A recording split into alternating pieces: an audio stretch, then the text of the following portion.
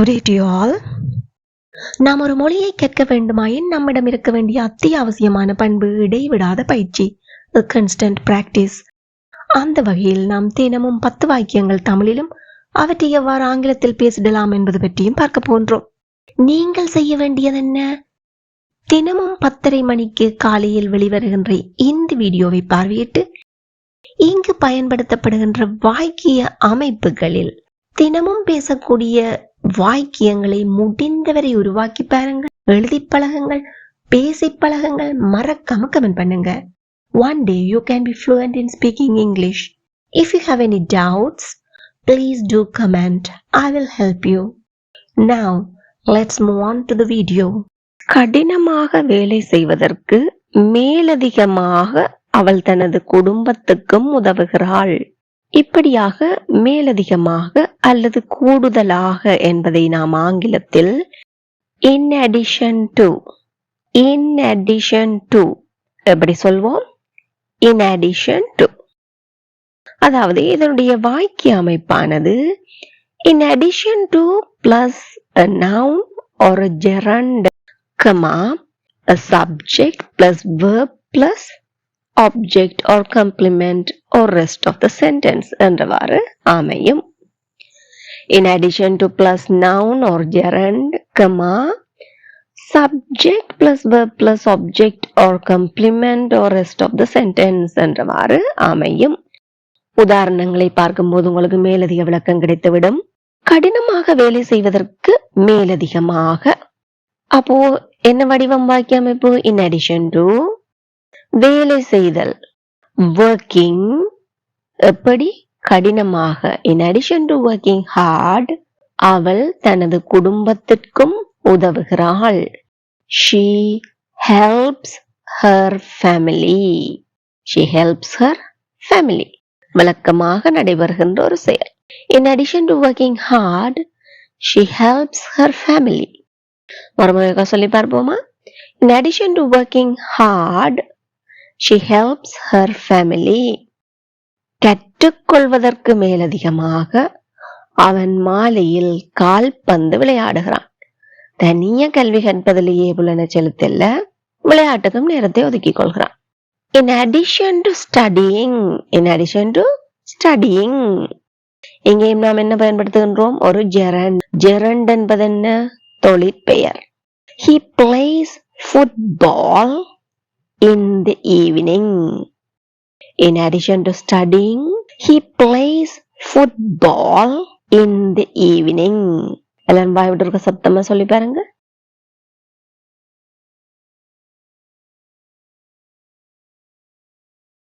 Amazing. In addition to studying, he plays football in the evening. மருத்துவராக இருப்பதற்கும் கூடுதலாக அல்லது மேலதிகமாக அவர் ஒரு எழுத்தாளராகவும் இருக்கிறார். அவர் மருத்துவர் மட்டுமில்லை, ஒரு எழுத்தாளரும் என்பதை இந்த வடிவத்தில் சொல்கின்றோம். in addition to being a doctor, மருத்துவராக இருப்பதற்கும் மேலதிகமாக கூடுதலாக in addition to being a doctor, தாயாக இருப்பதற்கும் being a mother, ஆசிரியராக இருப்பதற்கும் being a teacher, மாணவராக இருப்பதற்கும் being a student என்றவாறு பயன்படும். in addition to being a doctor, he is also a writer. அவர் ஒரு எழுத்தாளராகவும், அதனால்தான் also பயன்படுத்தியுள்ளோம். he is also a writer. in addition to being a doctor, he is also a writer. எல்லாருமே கூட சேர்ந்து வாய் விட்டு சொல்லி பாருங்க. in addition to being a doctor, he is also a writer. ஆங்கிலத்துக்கு மேலதிகமாக அவர் தமிழ் திறமையாக பேசுகிறார். ஆங்கிலத்தை மட்டுமே அவர் பேசல திறமையா, அதுக்கு மேலதிகமா என்ன பேசுறார்? தமிழும் திறமையாத்தான் பேசுறார். in addition to English, he speaks Tamil fluently. in addition to English, he speaks Tamil fluently. எங்கூட சேர்ந்து வாய்விட்டு சத்தமா சொல்லி பாருங்க. in addition to English, he speaks Tamil fluently. மலைக்கு மேலுமாக அல்லது மேலதிகமாக நேற்று கனமான காற்றும் இருந்தது. நேற்று மழை பெய்திச்சுது, அதுக்கு மேலதிகமாக கனமான காற்றும் இருந்தது. Please comment your answer.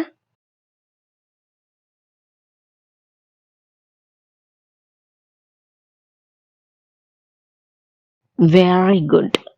அவர்கள் தோசைக்கு மேலதிகமாக இட்லியும் தயாரித்திருந்தனர். தோசை தயாரிச்சிருந்துச்சுன்னா அதுக்கு மேலதிகமா என்ன தயாரிச்சிருந்தினம்? இட்லியும் தயாரித்திருந்தார்கள். Please comment your answer.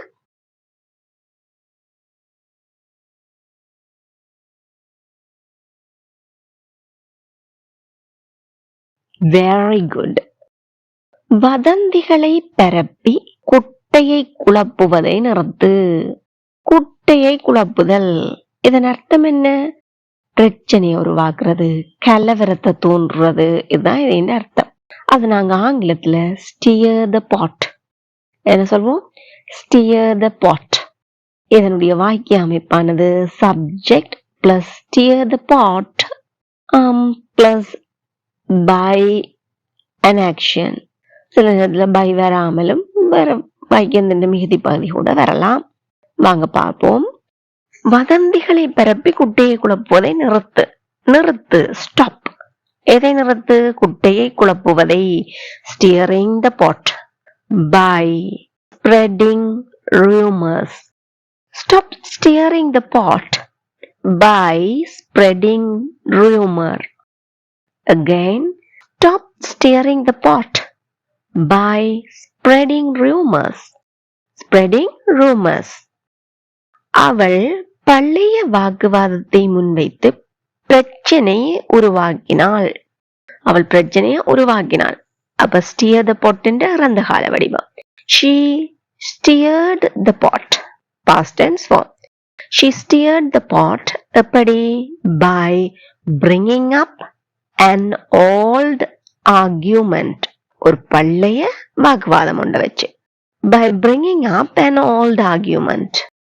She steered the pot by bringing up an old argument. குடும்ப கலந்துரையாடல்களில் நீ ஏன் எப்போதும் பிரச்சனையை தூண்டுகிறாய்?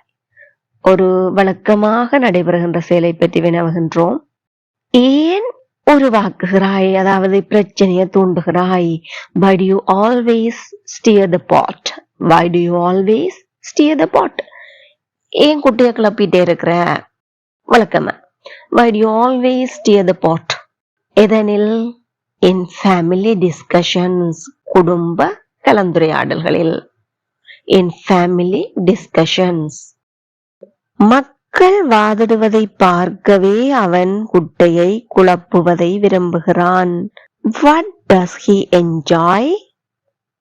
மக்கள் வாதிடுவதை பார்த்தல், அதுதான் அவனுக்கான என்ஜாய்மெண்ட். அதுக்காண்டி என்ன செய்ய விரும்புறான்? குட்டைய குழப்புறத விரும்புறான். Please comment your answer.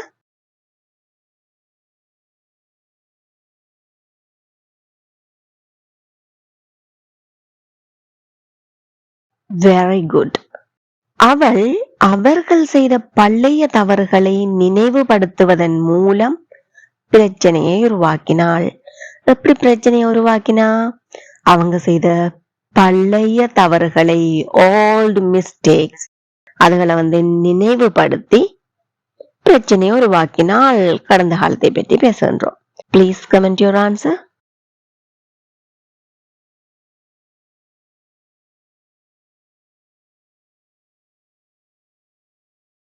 Superb. You got it. அவர்கள் யார் என்று உனக்கு தெரியுமா? Do you know who are they? தெரியுமா? இதை நாங்க ஆங்கிலத்துல do you know, do you know எப்படி கேட்போம்? Do you know? வாங்க வினாக்களை பார்ப்போம். அவர்கள் யார் என்று உனக்கு தெரியுமா? Do you know who are they? Do you know who are they? Again, do you know who are they? அவனுக்கு உதவியது யார் என்று தெரியுமா? யார் என்று தெரியுமா? Do you know? அவனுக்கு உதவியது. Who helped him? Do you know who helped him. சீதாவுக்கு பணம் கொடுத்தது யார் என்று தெரியுமா? Do you know who gave money to Sita? Again, do you know who gave money to Sita? அந்த பெரிய வீட்டை கட்டியது யார் என்று தெரியுமா? Please comment your answer.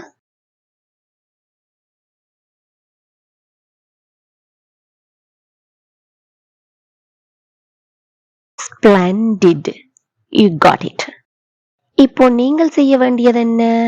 In addition to plus noun or gerund என்பதையோ, steer the pot என்பதையோ, do you know என்பதை பயன்படுத்திய வினாக்களையோ பயன்படுத்தி நடைமுறையில் பேசக்கூடிய வாக்கியங்களை சிந்தித்து பாருங்கள், எழுதி பழகுங்கள், பேசி பழகுங்கள், மறக்காம கமெண்ட் பண்ணுங்க. Then it will be helpful for other viewers and definitely I will help you. இந்த வீடியோ உங்களுக்கு பயனுள்ளதாக இருந்திருக்கும் என்று நம்புகிறேன். மறக்காம ஒரு லைக் பண்ணிட்டு முடிந்தவரை மற்றவர்களுடனும் ஷேர் பண்ணிக்கொள்ளுங்கள். இதே போல மேலும் பல பயனுள்ள வீடியோக்களை பார்வையிட இந்த சேனலை இப்பவே சப்ஸ்கிரைப் பண்ணி அருகே உள்ள பெல் ஐக்கனை அழுத்தி கூடவே ஆல் என்கின்ற ஆப்ஷனையும் select பண்ணிக்கொள்ளுங்கள். Thank you for watching.